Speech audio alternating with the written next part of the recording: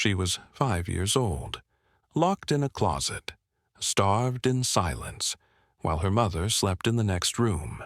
Or, no one saw her for months, not at school, not at home.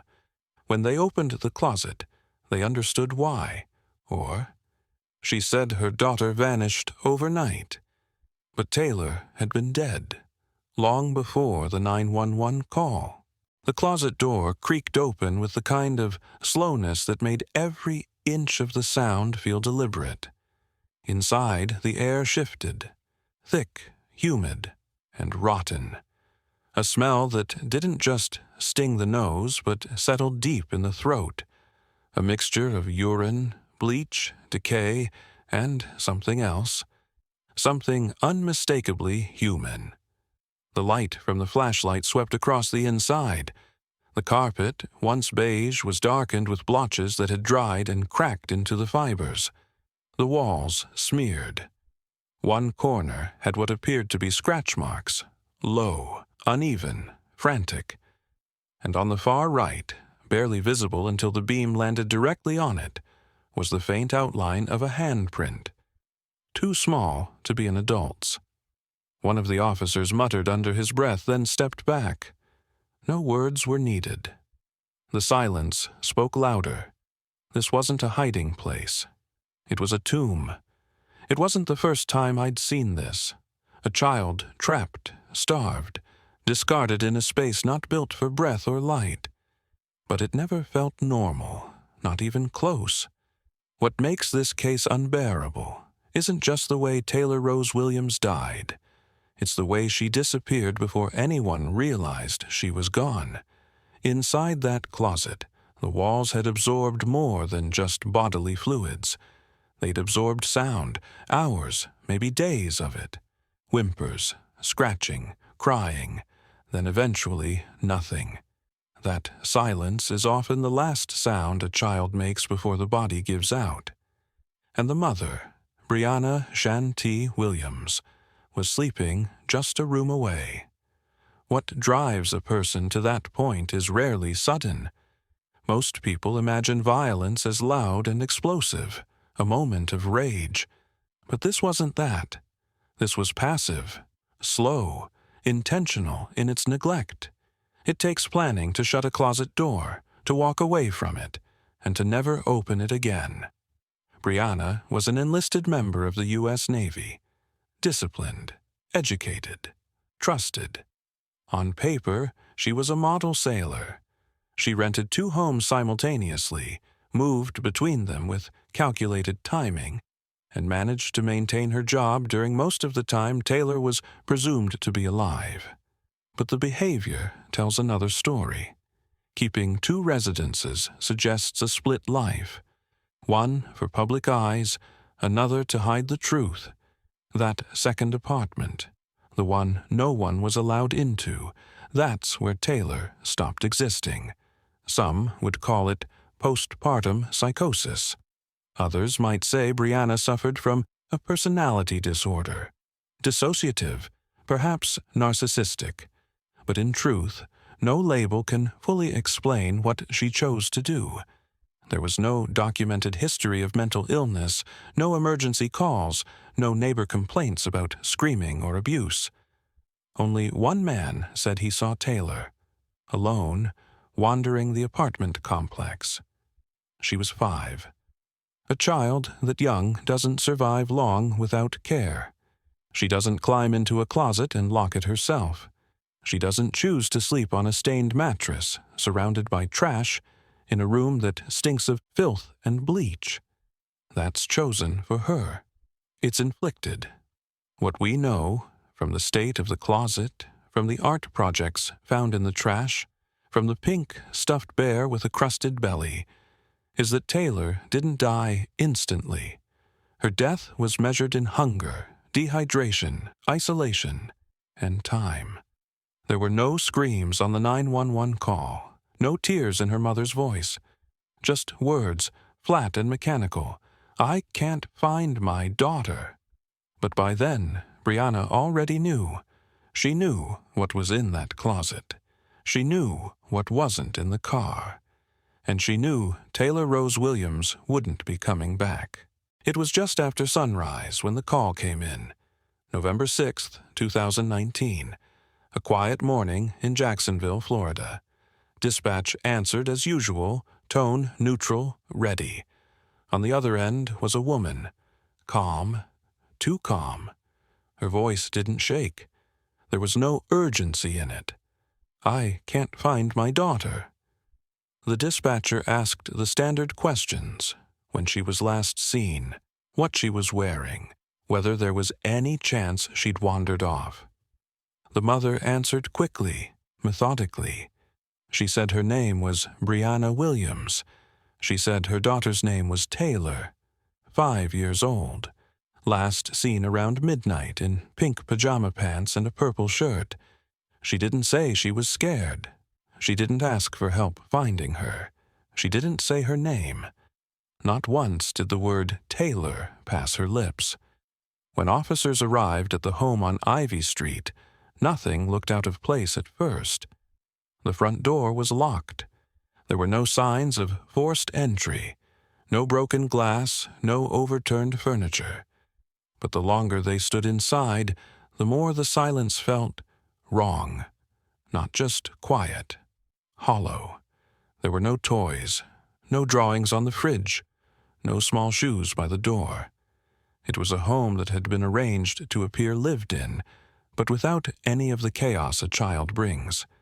It was tidy, too tidy, a kind of sterility that felt deliberate, like something had been scrubbed, wiped away. On the kitchen counter next to a bottle of air freshener sat a small backpack. Next to it, a jacket still with the tags on. On the bedroom floor, a pair of slippers side by side. Uneven dust patterns on the floor suggested something had recently been moved or removed. They checked the backyard, the car, the closets, and then they noticed the smell. It wasn't strong, not yet, but it clung to the air in a way that made the hairs on your neck rise. Not rot, not blood. Something between sour and sterile, like something had tried to be covered up, not cleaned. Brianna, meanwhile, stood by the wall, scrolling on her phone. She didn't ask where they were going. She didn't ask what they'd found. Her voice never rose. She never demanded they look harder. Her hands didn't shake. When asked about Taylor's last known location, her timeline cracked. She claimed to have picked her up from Alabama on Halloween, yet that was a week ago. She said she'd moved into the house 3 days earlier, but couldn't remember what day the movers came. She said Taylor was with her the whole time, but the movers said they never saw a child. They only heard running water behind a closed bathroom door. They asked about school. She said Taylor wasn't enrolled. Daycare? She hesitated. She was with my mom, she said flatly, in Alabama. But her mother, when contacted, said something else entirely. She hadn't seen Taylor in nearly a year. Brianna's lies weren't dramatic. They were quiet, minimal, as if she believed the absence of emotion would protect her, as if detachment could pass for truth. In cases like these, we often look for the breaking point, an argument, a moment of rage, something explosive. But this was different.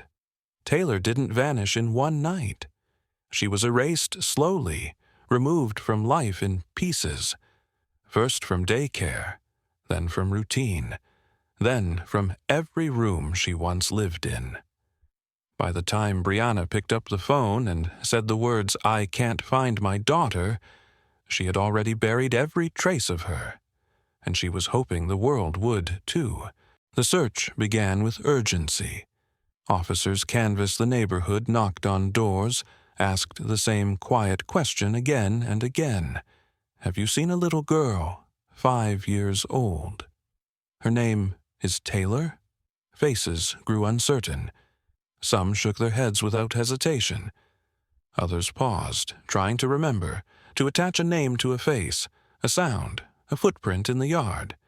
But nothing came. No one had seen Taylor. Not in the yard, not on the street, not even at the window. That absence, it grew heavier by the hour. A child doesn't disappear like that, not completely.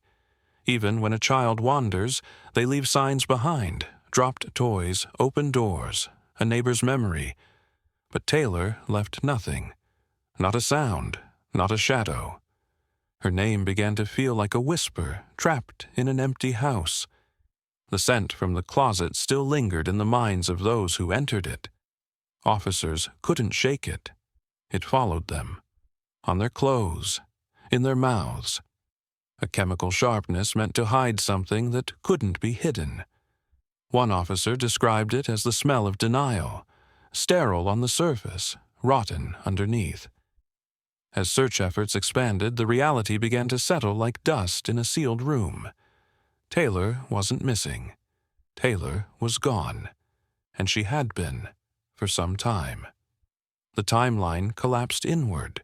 Surveillance footage showed Brianna at a gas station, alone. Her car appeared on GPS traveling west toward Alabama, over and over again, in the days leading up to the 911 call. Her phone pinged off towers in remote areas. She didn't visit her mother, despite what she claimed. She didn't visit friends. She visited the woods. She spent nearly 20 minutes on a dirt road where the trees grew tight and low, the kind of place where nothing echoes. No one heard a car pull in. No one saw her unload the trash bag. No one watched her cover it with pine needles, leaves, and earth. No one saw her leave. But the land remembered. And the soil gave her away. Investigators returned with dogs, with shovels, with silence. They found the bones in pieces, scattered, weathered. The remains had been moved by animals, maybe more than once. The skull wasn't whole. The ribs had snapped under pressure. But the hair was still there, clumped, tangled, still soft. There were only a few articles of clothing. A shirt, stained dark, a piece of diaper lining, a plastic shower curtain wrapped loosely, like a failed attempt at containment. The bag had torn. The elements had done their work. And yet, even in that state, they found her. Taylor Rose Williams, confirmed through DNA. Brianna never asked if they did. She never asked if they were sure. She didn't ask what was found or where. She didn't cry. She didn't flinch. She just sat, as if she'd known all along, as if she'd said goodbye long before they did. They brought her in again, this time more out of obligation than expectation. Brianna Shanty Williams sat in the same chair she had sat in before, her posture unchanged, legs crossed, arms folded, eyes distant. She didn't ask why they called her back. She didn't ask what they had found. Outside the room, the air was still heavy. It always is in places like that. The walls thicken with things unsaid. Inside, the silence stretched. One of the detectives offered her water. She didn't respond, just blinked slowly, as if time itself had slowed down to match her heartbeat. They told her the results. The bones were Taylor's. There was no mistake. The dental records, the mitochondrial DNA, the recovered hair, it all pointed to the same child. Her child. She looked down for a moment. Not in grief, not in guilt, just down. Then she adjusted her sleeve and said nothing. Some people scream when they hear the truth. Some collapse. Others bargain. But there are a few who vanish in plain sight, who fold into themselves so completely that nothing is left behind but a body, sitting in a room, no longer tethered to the weight of consequence. Brianna was one of those. When asked if she wanted to explain, she declined. When asked where Taylor had died, she said she didn't remember.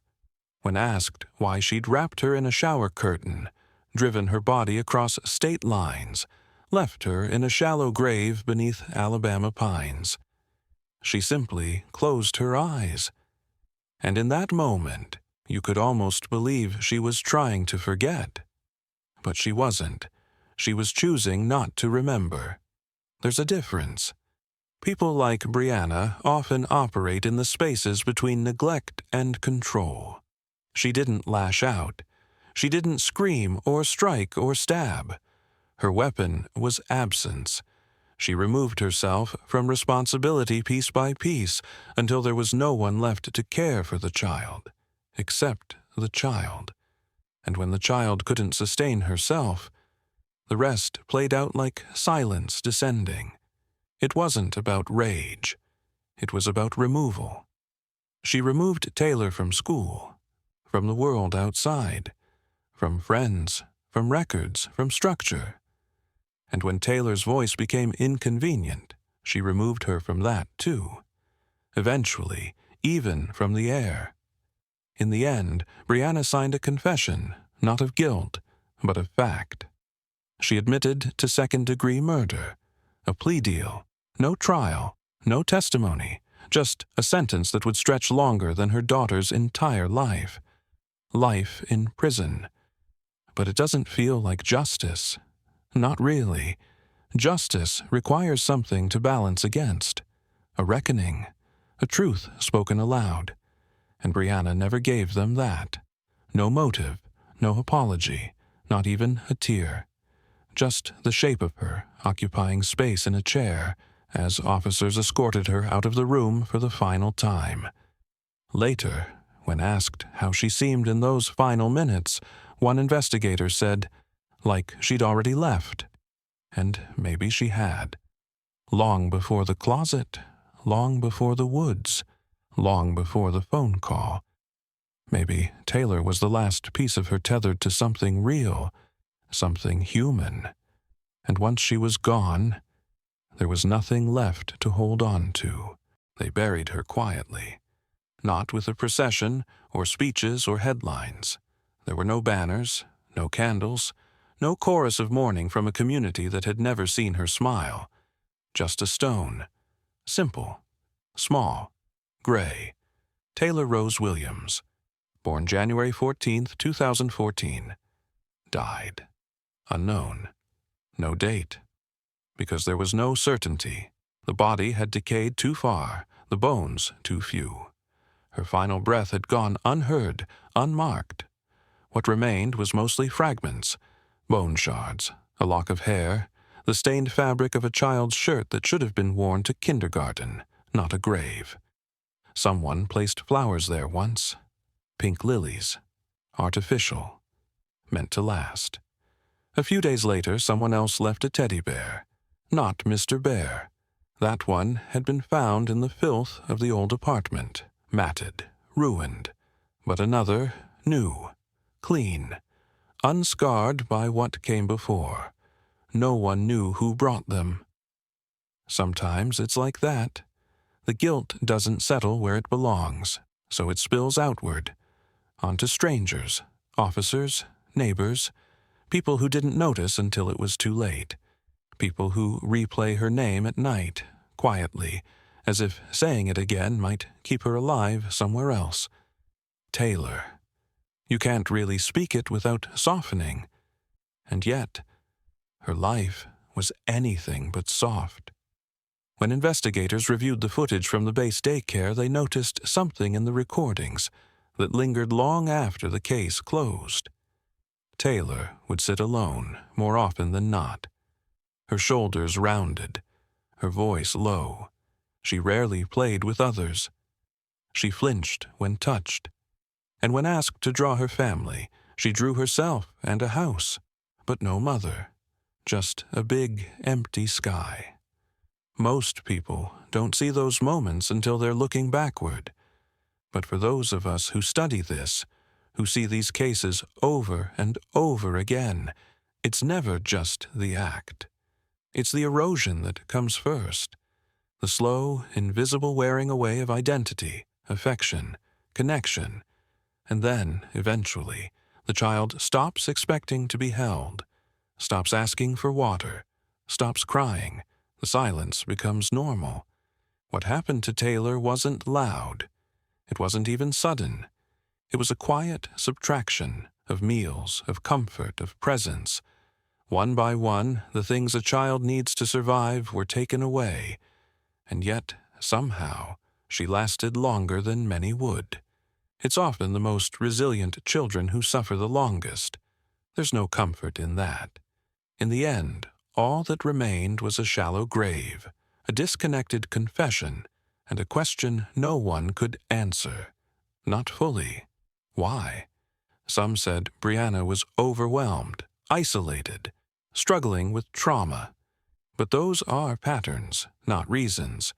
They don't explain the choice to let a child die slowly behind a closed door, to mask the smell, to drive a body across state lines. They don't explain the silence that followed or the look in her eyes that never changed. She knew what she'd done, and she chose not to speak it aloud. So we're left to tell the story for her. Not for justice, not even for truth, but because silence cannot be the last word. Not for Taylor. Not for any child who disappears quietly while the world keeps turning. Let her name linger. Taylor.